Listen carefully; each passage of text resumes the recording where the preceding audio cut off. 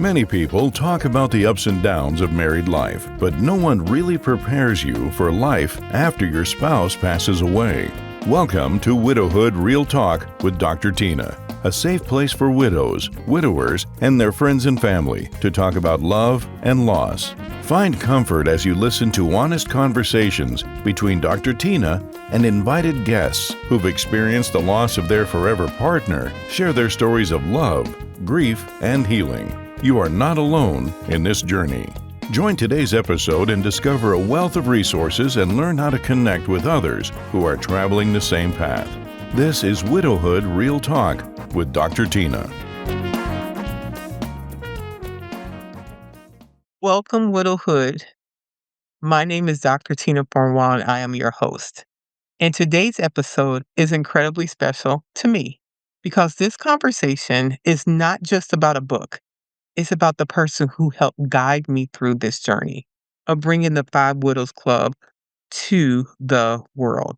Today's guest is Deborah Keevan, the founder of Highlander Press, best-selling author of Shelf Life, a field guide to long-term author success, speaker, editor, storyteller, and someone who has become a meaningful part of my publishing journey.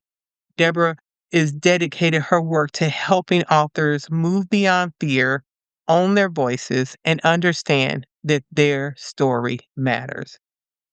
And because Deborah probably knows the Five Widows Club almost as deeply as anyone else besides me, she was the right person to have this conversation today. I'll begin interviewing Deborah, and then we're going to flip it, and she's going to interview me. Let's get into this conversation now, because today we're talking about the Five Widows Club. The book is released, and this conversation is for you.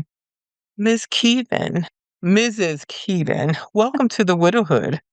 Thank you for having me, Dr. Tina. I know.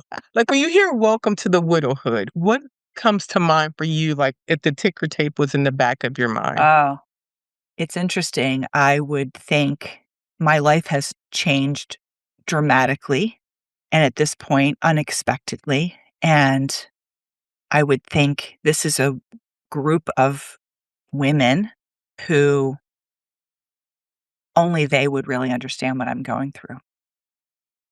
I love that you keyed into the woman part because I'll just let you share your passion of working with women and what that means to you. I love men. I have a wonderful husband who I would be devastated to lose. And I realize that we're in a time and space in our evolution as human beings where women really get to own their voices. And it's so important that we recognize that our stories matter, that each of our lived experience really is a foundation for families and country and world development. And I heard someone say once, and I honestly can't remember who, was we don't need a seat at the table. We get to build our own table. And I love that energy. And so that's really one of the reasons that I just feel really strongly about elevating women's voices. Thank you. And thank you for helping me elevate mine. And if I have it correctly, you have a term that you use for people stop being waiters and start being writers. Yes. And so what do you think holds most people up from transitioning from being a waiter to a writer? You know, honestly, I think it's something that Brene Brown calls art scars. I think somewhere along the line, people feel judged about their writing because what I hear the most is I would love to write a book someday, but I'm not a writer. And what I want most people to understand, everyone to understand, is that the act of writing is what makes one a writer. The act of physically putting pen to paper, fingers on keyboard, you're a writer. We all are writers. And it's a skill that can always be improved by practice. You say that with such elegance, but there's a lot of education, a lot of experience behind you to be here and say something so simple like that. Share with us, like, your road to become this Highlander press and where you are with things and your Well, I'm gonna passion give you behind the that. yeah, I'll give you the abbreviated version. So I did life a little bit differently. I was emancipated at 16. I worked for 8 years before I could afford to go to college. And then I put myself through college while working full time. So I didn't graduate from my undergraduate degree until I was 30. And I think actually it worked out perfect for me because I was the oldest person in the school. I also had lived experience that others didn't. And I think that made me a pretty cool resource. And I had a different perspective, right? So I went and got a degree, first person in my family to go to college in accounting. So I was a CPA. I worked for a couple of the big six, now the big four accounting firms as an intern, as an auditor. But people always came to me to edit what they were working on. Can you make this email sound better? Can you edit my report? Would you write the company newsletter? Would you help my presentation sound better? So I was editing all along, but I didn't have enough confidence to know that I could pursue a literary life. And so, flash forward, I'd worked 30 years. I have a young son who's diagnosed with autism, and I left on a leave of absence. And I swear that that leave of absence actually saved my life. I was on the road to big time burnout, hustling for my worth, working all kinds of crazy hours, prioritizing my family, but at the risk of my own health. And then I realized I couldn't go back. I just could not go back. So in 2010, I left the corporate world and really focused on my family. I, for the first time, didn't work since I was 16 years old. Yeah. And I had to re identify with who I was. So I took a couple of writing classes and thought I've always wanted to write. I've always loved writing and was dabbling around with some of that. And I got invited to submit a story to Stanford University's creative writing program. Talk about alignment.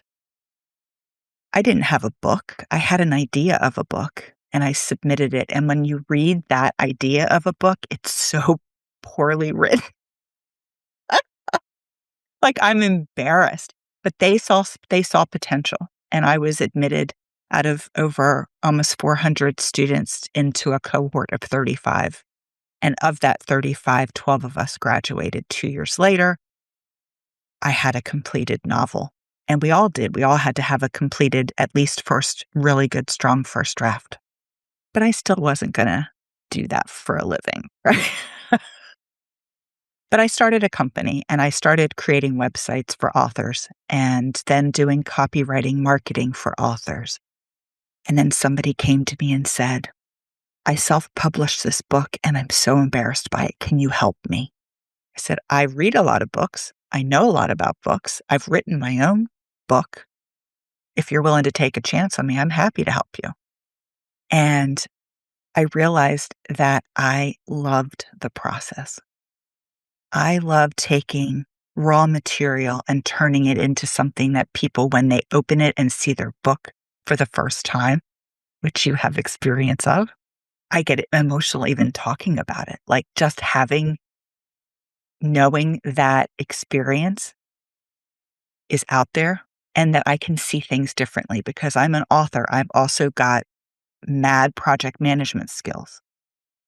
I see the gaps in how people get to become authors, and not just authors who have a book, but an author who wants to make a difference, just like you with your book. You have a very clear goal with what you want your book to do and why you wrote it as a novel as opposed to nonfiction. So that's the long-winded version of an abbreviated story. It is, but there's so much to unpack there. And the question that comes to mind as it relates to my audience, people who are starting their lives over. Yeah. Something profound, their spouse most likely has stopped breathing, they have died, Mm. and what fit before does not fit in this version of their life. You had to start your life over. For someone needing to do that, are there any big recommendations that you've learned that could be helpful for them? Oh, man, I learned some things the hard way.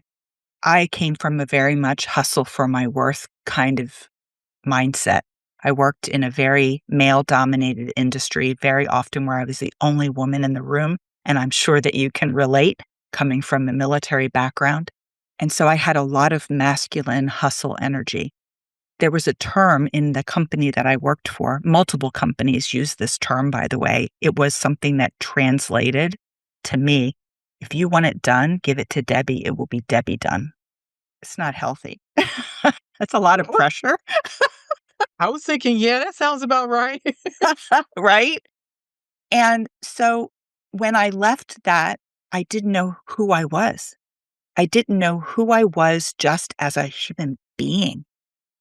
And so my advice is breathe. Focus on self care, whatever that means for you. And you may not know in this moment. I started walking. I started walking a lot, and it ultimately ended up being part of one of my passions in life. I reconnected to something that I grew up doing, hiking. I had stopped hiking, and I'm like, I can do this with my young kids. It's great. We're in nature, and it fueled me. So I would say rediscover some things, get out of your house, but do things mindfully. If you are curious about painting, take a painting class. If you're feeling lonely, go visit someone that you don't know in a nursing home. You know, get outside yourself and Um, breathe. Just breathe. I like the curiosity. It lowers the expectations. I have not committed to do this, but I'm curious.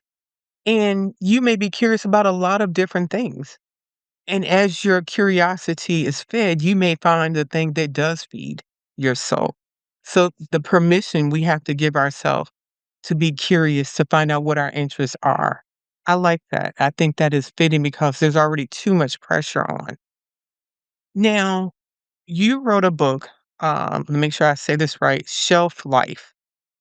Yes. Tell us about that. I know for me, reading it as someone that's still trying to come to terms with I am now an author, and reading all the information that you share, I feel like somebody that's thinking, "Do I wanna work with Deborah, Debbie to guide me?" This is a really good introduction to understand who you are, the knowledge and wisdom that you provide. What was your takeaway that you wanted readers to have Well, from I'm reading I'm Shelf really Life? I'm really grateful that you have that experience. So thank you for that validation. I wanted authors and writers to feel empowered, that it's not outside of their abilities to do these things and they don't need to do everything all at once, but that they can. I wrote it as a field guide specifically because if you're like, "Hey, this month I really want to work on getting more reviews." Specifically, I want to get more reviews on Amazon. There's a section on how to ask for reviews and how to, like, some little tips and tricks that I've learned for asking for reviews, because it's great when somebody comes up to you in the grocery store and says, "Tina, I read your book. It was so good. And I really resonated with Trish. And oh my gosh, I really loved her character and her arc." And you can feel all of that yumminess and say, "Thank you so much. This means so much to me. Would it be okay with you if I wrote down what you said, what I heard you say, and send it to you so that you can post that review on Amazon?" You've taken the fear of writing for a writer away. And people hear that and they go, "What difference does it make if I get reviews on Amazon?" The books that last the longest and have the greatest shelf life have thousands upon thousands of reviews.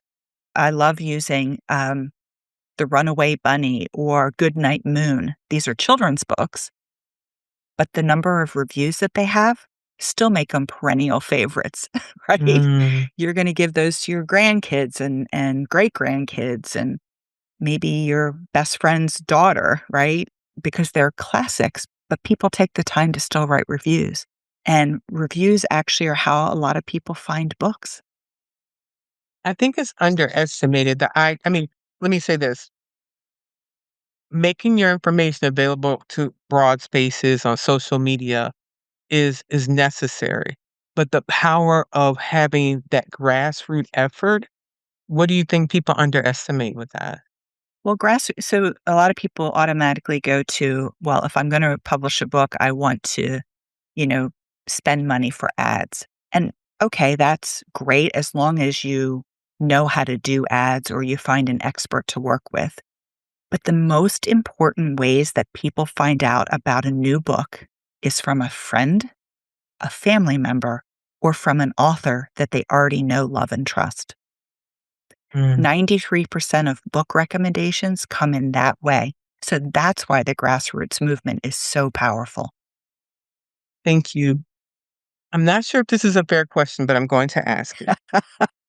I want you to share a caveat of all the things that you help someone with from bringing their book to fruition, the different ways that you have the site where we get education, the little workshops you have, the groups, the writing, because I don't want someone to say, okay, she helped Tina write a book, but I want them to understand, like, I did not know what I was doing. And when you talked about that writing contest, where you started with this raw piece of information, we're going to get to that when we flip this, but that is me. So I don't want them to think like, well, no, no. I need them to know that the way you hold an author's hand through this process and why they are missing an opportunity if they don't choose to work with you. Well, first of all, I just want to say thank you for that affirmation because that is fuel for my spirit, right? That's my goal is I want you to feel held throughout the entire process.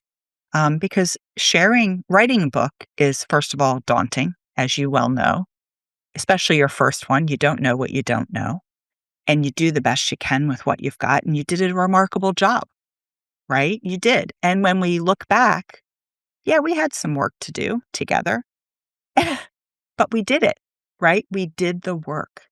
And none of it was rocket science, but there was like, okay, if I may just use your book as an example, right? Absolutely. You actually chose a very complex book structure. Five well, really six main characters because the facilitator was also a character. So six characters, five widows who each had a different way that they came to widowhood at different ages and different ethnicities and different locations and different backstories and different ways that they were dealing with their grief. That's a very complex story. And to weave all of those stories and keep them straight, one of the first things we did was like I created an Excel spreadsheet, which for the two of us as project managers are like, oh, this is sexy, right? Like, did you say Excel spreadsheet? Oh my. Woo, I'm getting warm. Exactly.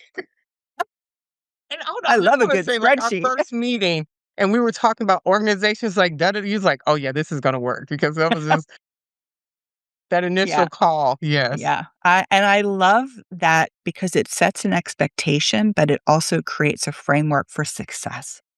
And I think when there's a balance, right, of having too much information and being Mm. inflexible versus, okay, here's what the next step is going to be, but then also knowing what the next steps are going to be. But let's just focus right here, right now. And so you came with a first full draft and we deconstructed it and we made it stronger. I hope. I mean, I feel like we did that. You did the work. I gave the advice and very specifically where to do that. And some of the feedback will inform your second book because you've got a trilogy in you. And so that's really where we start, that developmental piece. And you don't have to be an expert. You don't have to be an expert. That's where having someone who has that either novel and nonfiction, both, the ability to see what's being said, what's not being said. And then the education piece through it is I think one of the strongest foundations. Well, is that fair? That's a very strong pillar of the process. Because I want our authors and you to understand why we're doing certain things. Because our authors are curious people and they like to learn. And they're my people. Indeed. How would one contact you? Where do they find you hanging out in this social media world? And Yeah. what would be that? So highlanderpressbooks.com is our website, and I'm on there.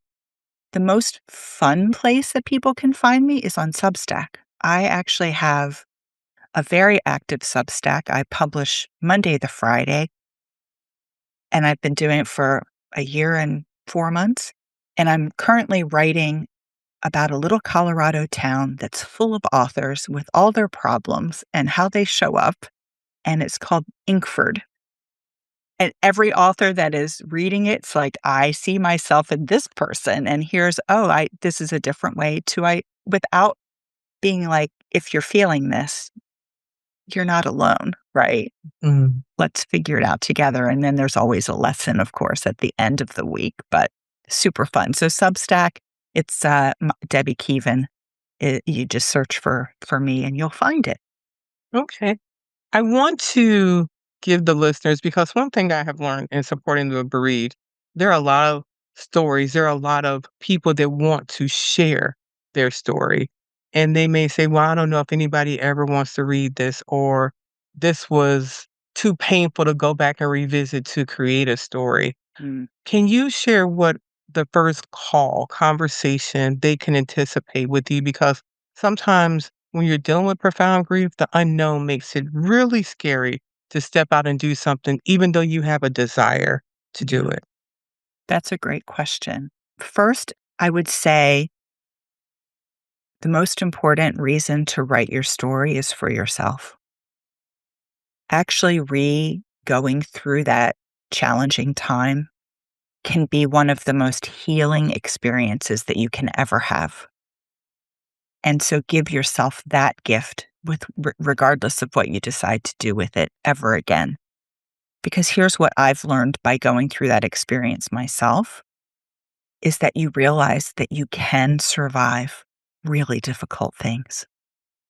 You will do it imperfectly. You will do it in a way that you'll have yo-yo experiences. And you'll get to realize how strong you are. And you deserve that. So that's number one, do it for yourself. And then if you're like, hey, I want to publish this as a memoir or whatever, I want to do an anthology of widows who've survived, right? We're going to have a chat about it. You're going to send me your manuscript or we'll talk. What do you wanted this book to do? Why are you wanting to share your story? Like we talked, Tina, when you're like, I really want this for this reason. And one of the first questions I said is, why is this a novel? Right? Do you remember? Yes. And you said, Well, I've read a lot of books, and when I wrote something, I wanted it to do something to help people. And I could see the value in writing my own memoir, but I podcast like for 4 years. I figure at this point, y'all know what I'm saying. You know my story. It's social media content and all these different yeah, things. But I wanted a person reading this to be seen. I wanted them to say, okay, that is really how that happened. And I also wanted people that were supporting them to be able to read this because they're kind of super afraid to ask the question. So it's like, okay, I'm not going to ask them, but I could read this book, and one of these 5 women and the facilitator, I believe, is going to resonate with you. And I'll say this, not only for people who are widows, but someone that is experiencing profound loss. Yeah. And to be able to take all these different people experiences that I've come to absorb over 4 years of podcasting. And the other thing, when I went into the bookstore, the first I started with my memoir, then I went to how to support somebody who is grieving. And one of the lessons you have is you go into the bookstore and look how things are. And the books on how to support a griever in the back dusty section. Yeah. And I was like, they're never gonna make it back there. But a novel, a very raw, realistic novel that gets to the grit and this amazing book cover is gonna go, "Oh, that's going up front. We need to read that. We need to look at that. I wanna know what that's about." And the evolution of time to get there did take me 2 years before we ever spoke, Right. but it allowed me to, unpack my why in this process. Absolutely. And there's such strength in that because what's beautiful about your decision is that it was I could share my story, but now I can integrate other people's stories that I know into these amazing women.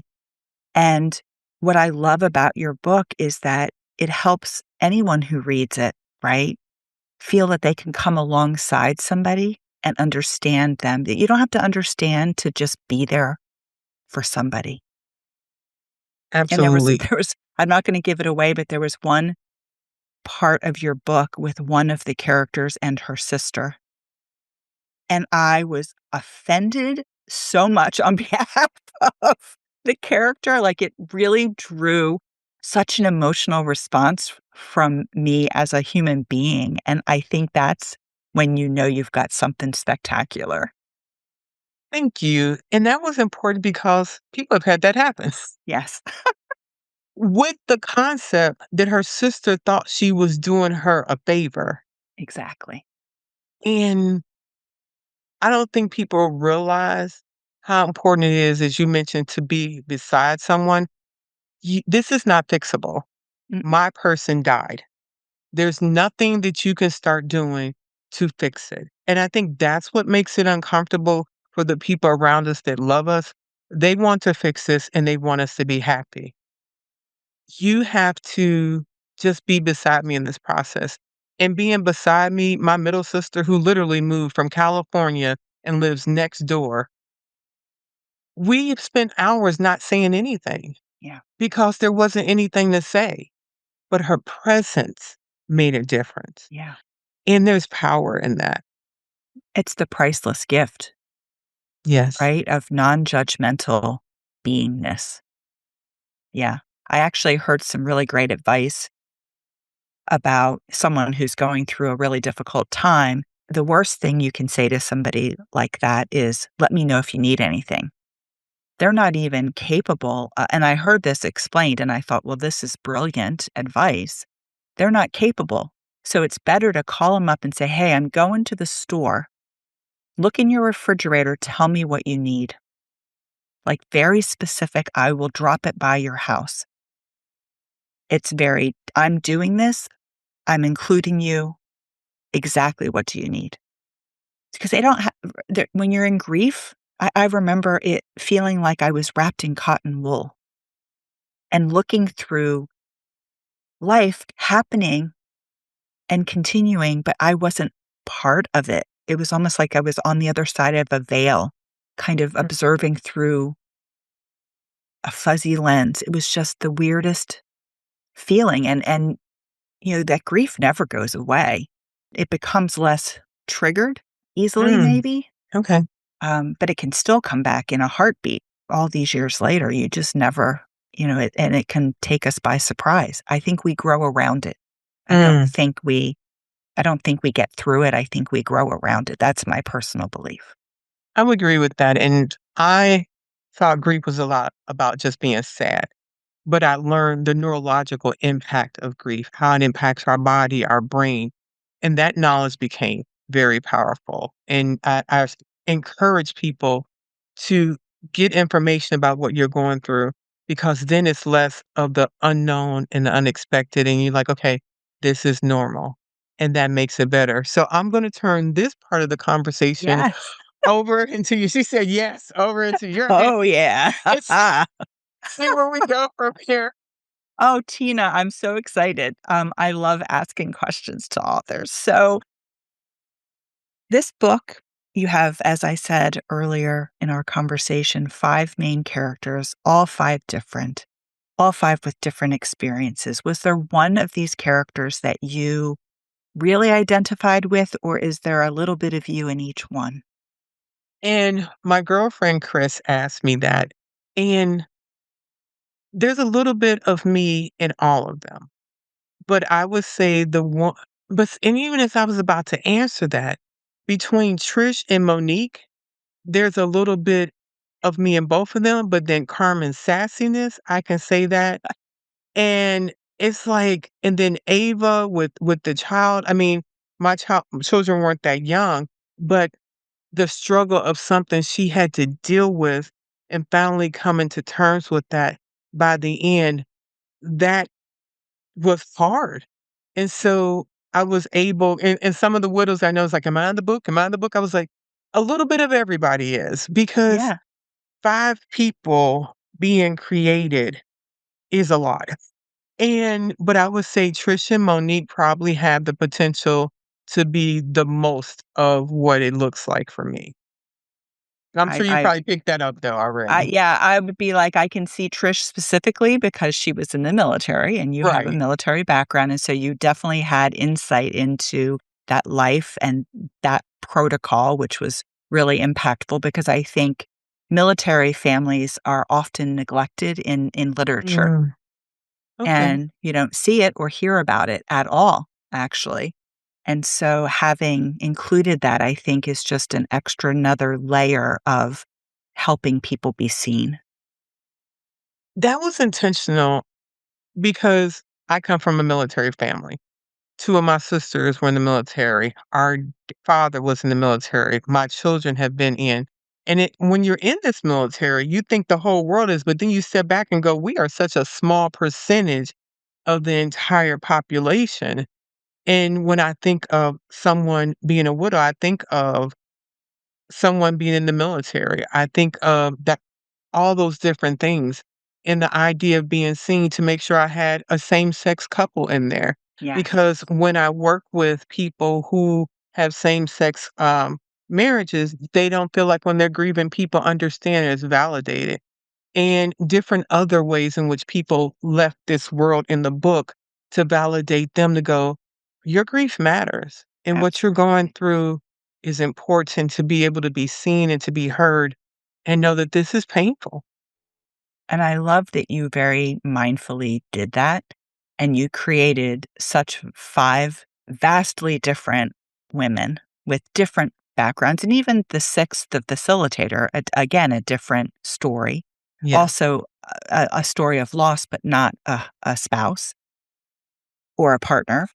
And you did it with such tenderness for each one. Hmm. It's almost like, so I've heard people say that their characters speak to them. Did your characters speak to you? I would say the facilitator the most because that's the space that I show up in now for people. Yeah. And wanting to be able to be there, but not be the purpose of why we're there. Her ability to help those women, give them space to create their own community, not them being tethered to her, is something that is important to me. And all the things that I do, yes, I interact, I engage, but when your spouse stops breathing, the person you've gone to, if it was a good marriage, these answers and was a core part of your life. And if it was a bad marriage, what you hoped would have existed. Yeah. And when they stop breathing, you are lost. You are trying to figure out, I know death is real, but it really came for him or her. Right. And to be able to have someone guide you through that process and connect you in a healthy way with other people that understand your journey and you're all different, but kind of walking through that process together is priceless to me. And also an honor for people to trust me. We have a widows retreat the first weekend in December in Virginia Beach, three-story house, indoor swimming pool, a chef preparing every meal, and I must say he's a little attractive to look at if you believe in a but some of these people are people I've never met before, but have heard and been watching what I've been doing over the years and has established trust Yeah. to be able to support and do that. So the facilitator, I think, is the one that spoke to me and how navigating that process. Well, and I love that because, you've also said that part of Monique is you and part of Trish and maybe a little Carmen in there as well, that you're also able to experience it. You've experienced it, but you know other women and as such, you're able to, hold that space, which is such an important and invaluable gift that you give to the women in your circle. Mm, Right? And the yes. fact that you've curated a place for them to come and be together and have a little dessert eye candy with their delicious meals. How thoughtful. I do my best. Oh, and massages, not by the eye candy, somebody else. Yeah. But the ability and I limit the retreat to 10 women because outside of 10, it starts getting complicated Yeah. because you're always gonna have that person that doesn't quite feel comfortable speaking, and I wanna be able to see them, I don't want them to get lost. So the intentionality to have something amazingly fun, something healing and restorative is important. And the first widows retreat that I went to was life-changing in my journey to be around other widows and go, "Okay, there is the potential for me to find a life that I love. This is very not what I wanted, but I'm still here and my story matters." And Mhm. to be able to pay that forward to other women and do that is a gift. Yeah. Well, you hit on something really important, joy. Talk a little bit about that feeling of finding happiness and making it be okay in the midst of sorrow, right? Because I think that's something that's really misunderstood. And those small pockets of joy that can filter itself in and allowing you to feel good again. That is important because it is possible for two things to be true. And my joy started with my siblings and my friends.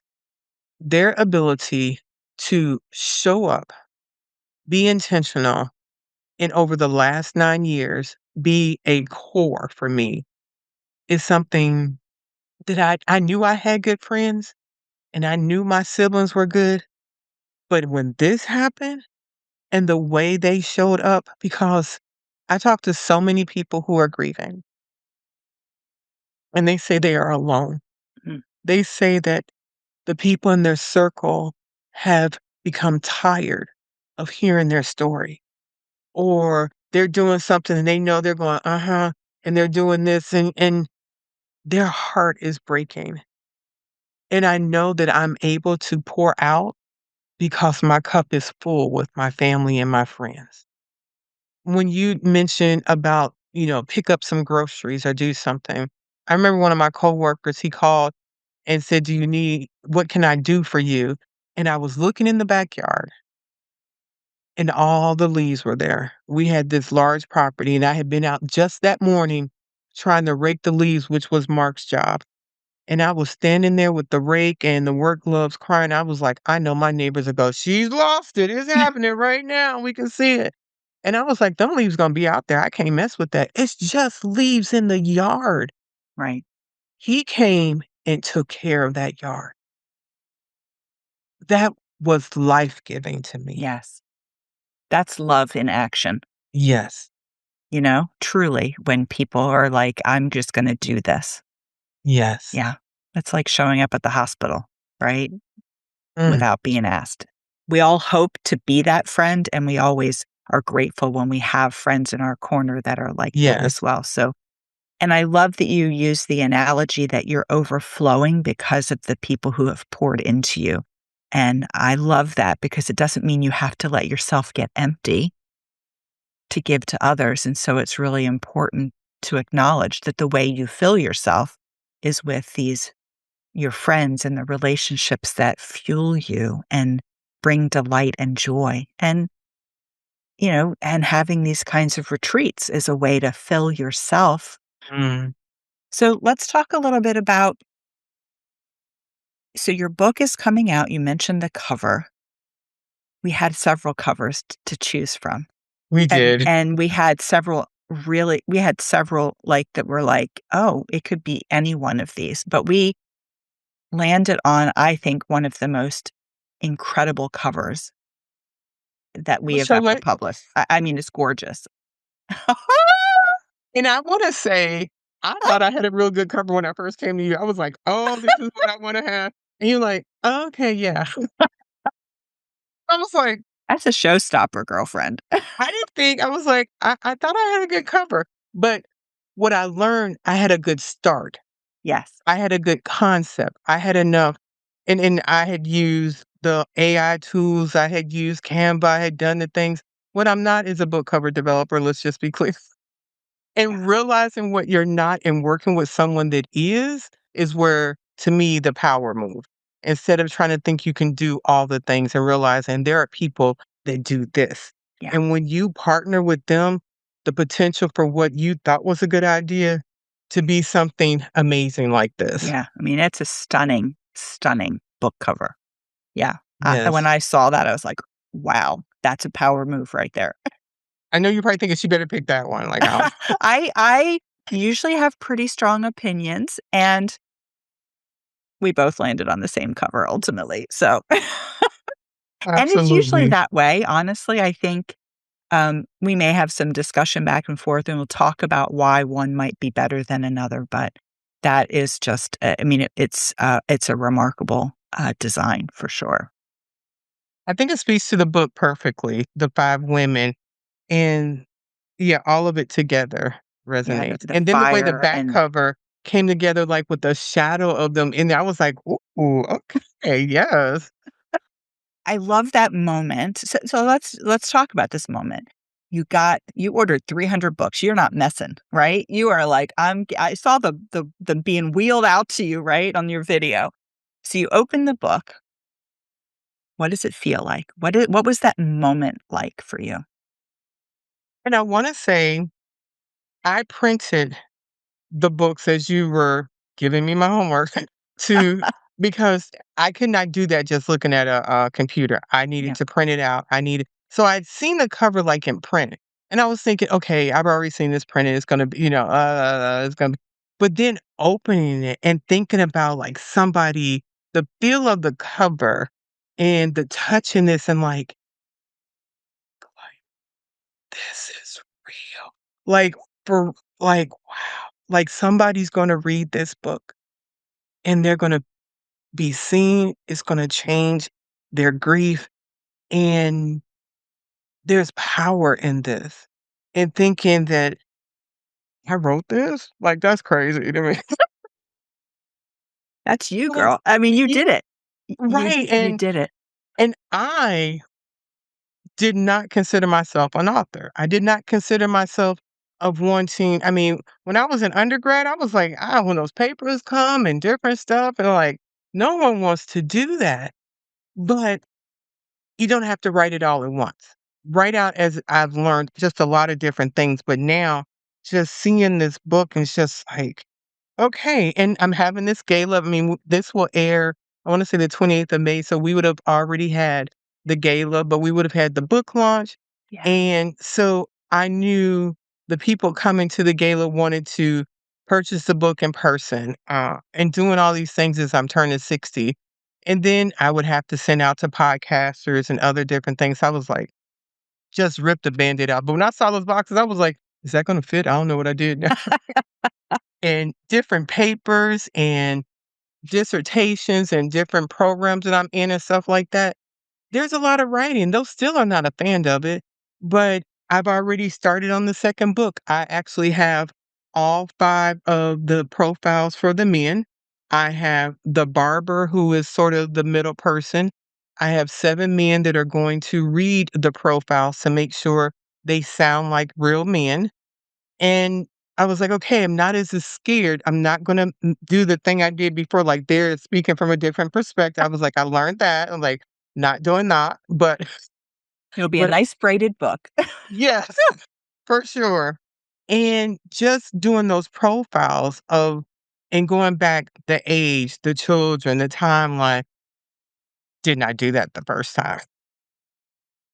Well, and we did it eventually, right? And Yes. that was the important thing so that we could be consistent throughout. And that's not uncommon. I told you I wrote my first novel. I finished it in 2014. It is still not published because I'm still working through my edits, and there's a whole host of reasons for the procrastination.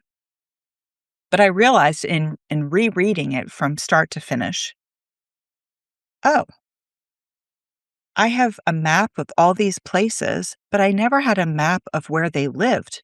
And I'm talking about there being one telephone, takes place in the 1970s, but there's two telephones in the book. So I'm like, okay. So I had to go back and like, oh, there's some foundational work I need to do for consistency for myself. So it happens. And mine is on 7th revision. So You may be working on perfection, may just need to set it up. yeah, I'm pretty close, actually. There are a couple of elements just to be rewritten, and it'll be this summer. It's coming Exciting. out this year. I'm determined. It's a great book, and it has a military family in it. So Okay. Nice. so Nice. your book. So you're coming up, when this airs, your book will have just been launched. What does success look like for you? Success looks like for me when I get an email from a book club and they read this book, and one of the women in that book club was a widow. They have all been friends, but her husband was the first one to die. And people in the book club understand her better now than they could have before. Ooh, that just gave me head to toe chills. Or the woman or the widower that has read this book and they go, "I'm Ava. I have a young child. I'm trying to navigate this space, and I feel like nobody cared and nobody understood my journey." Or for the sister of the person that did the thing and go, "I thought about doing that or something similar, and I know better how to show up for her." Yes. That's what success looks like Mm. for me. I love that, and I can see that being very successful because this book, it can transform the people who read it. It invites empathy in a whole new way, and it does it by coming alongside people. So your instinct to do this as a novel was brilliant. Thank you. I wanted something like people go widow and go like they think it's this whole sex thing or you're just out here harlot and romance. And no, this sucks. Like you need to nah. This was the most difficult experience in my life. Yeah. And I think by writing about 5 women, once again, not putting the spotlight on me, but the people and their journey, and for people to see themselves in that, to me is where it goes, okay, these are real people having real life gritty experience Yeah. together. Yeah. And I love that they didn't have perfect marriages. They weren't perfect people themselves. They made mistakes, things that they were each ashamed of, things that they learned to lean into. And I think there's a theme of forgiveness of self Hmm, and others throughout the book, which may not have been intended, but is certainly a through line that's really powerful. I didn't think of that, but you're right. Yes. Yeah. What was the most difficult character to write? Joyce, because I'm not her. She was quiet. And in Yeah. fact, when I went through the second round, I forgot to put her in different places. I was like, she's so quiet. Joyce didn't disappear. Where is she at? Like, she didn't say a line. She didn't say anything. And so, as I mentioned, my middle sister, my sister lives next door. She's the quietest of us. And I start putting on my hat to be Yolanda or paying attention to other people that are extremely quiet around me, but very powerful when they do show up in the way that they present. It doesn't always require to have a lot of words. You can show up just as you can show up with just as much power with a smaller amount of words. And so Joyce was like, because I'm writing, then it's like, okay, you're not her. So what are we doing here? And trying to make that work in a way that's realistic. Absolutely, Joyce. You did a great job. That's how my MO is. Actually, I don't say a lot, but what I say, people tend to listen to. In the corporate world, I don't know if that's true in life in general, but that's was kind of my thing is I would be the listener and the observer and asking the tough questions or the more pointed questions, but in a kind way. And there's power in that, and you did a great job of capturing the essence of a person in that lived experience. Thank you. Did you resonate with Joyce? I did resonate with Joyce in many ways, in some ways not.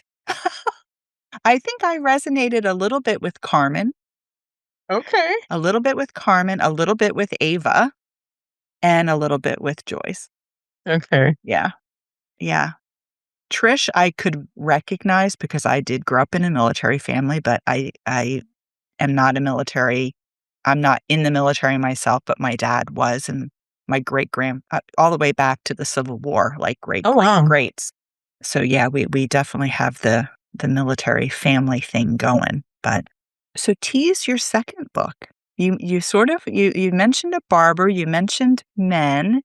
So what is the second book of the trilogy focused on? The second book, thank you for that question, is The Five Widowers Circle. And so we've had five widows, and now we're having five men. In the space of grief, men are under-recognized. They I don't know if it's because society has a hard time letting men have an emotional moment that will last for years. And these five men have just as much of a different story as these five women. And like I said, I've written out all five of their profiles. And that was a lot, but also I do have a lot of conversations with men who are widowers and different perspectives in which their journey is taking place. But what I learned, or what I know to be true, women will, you don't have to make us start talking. You don't have to say, you just say, "Hi," we're like, "Da-da-da, oh, I Yeah, like your outfit, da-da-da." Men, not that all men, let me be very clear with that. yeah, Everybody's not the same. But in general, men are not going to always be the one flocking to a grief support group. right. Men are not going to be the one creating this circle. They will, but that is not always the organic way. So the barbershop is where you will find men hanging out. I love that. So the barber will be the gentleman that knows everybody. He knows that these men have lost their wife, and he will be the easy focal point to tether them together. These men will play sports, they'll do I mean, I run, I play softball, I do those things, but this is where men tend to bond more, create relationship. Yeah, So their grief will engage in these interactions, the cookout, the barbecue, the doing the different things, and how they unpack that as we learn about what their grief story is, learn about their spouses, and there is one gentleman that has a husband and what the backstory of the relationship was, because that to me, in doing this was like, okay, starting at the moment we did, but still you getting to know who the person was. yes.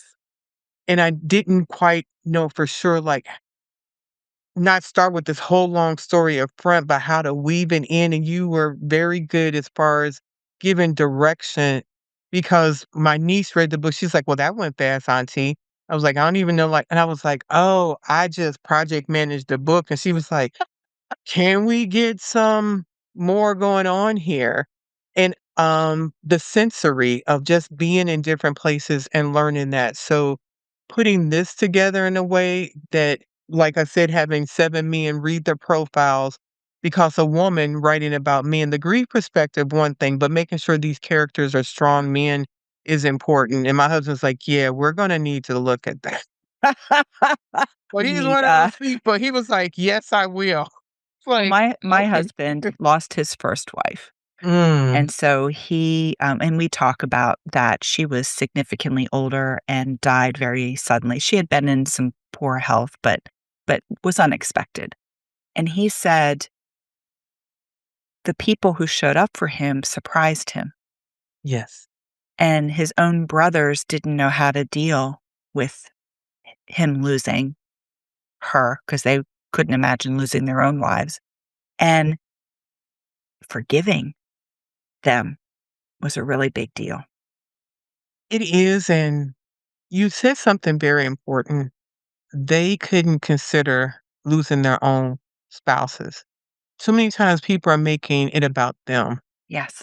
Be prepared to be uncomfortable and show up for somebody. Yeah, Do you think they wanted to be here? At all, zero. exactly. And it is very common, the people you least expect oftentimes to show up versus the people that you thought. Yeah, And so many people that are bereaved are holding anger, malice, and hate for people that didn't show up for them when they thought they needed them most. yeah, And when I have conversations with people like that, I give them space to feel exactly how they feel. But then they may ask me, what do you think about that?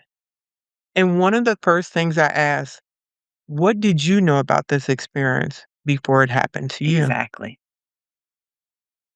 Who did you show up for like this before it happened to you? Because I know when my husband died, like a Rolodex of all the people I knew, like, did I say that? Did I do that to them? Right. All this stuff and they didn't know any better. Yeah, And oftentimes it is too painful for the people close to you to watch you in this amount of pain they cannot fix. yeah. And And you and I are both breast cancer survivors, yes. and it was the same thing. I did that Mm, Rolodex of, oh my gosh, I had no idea.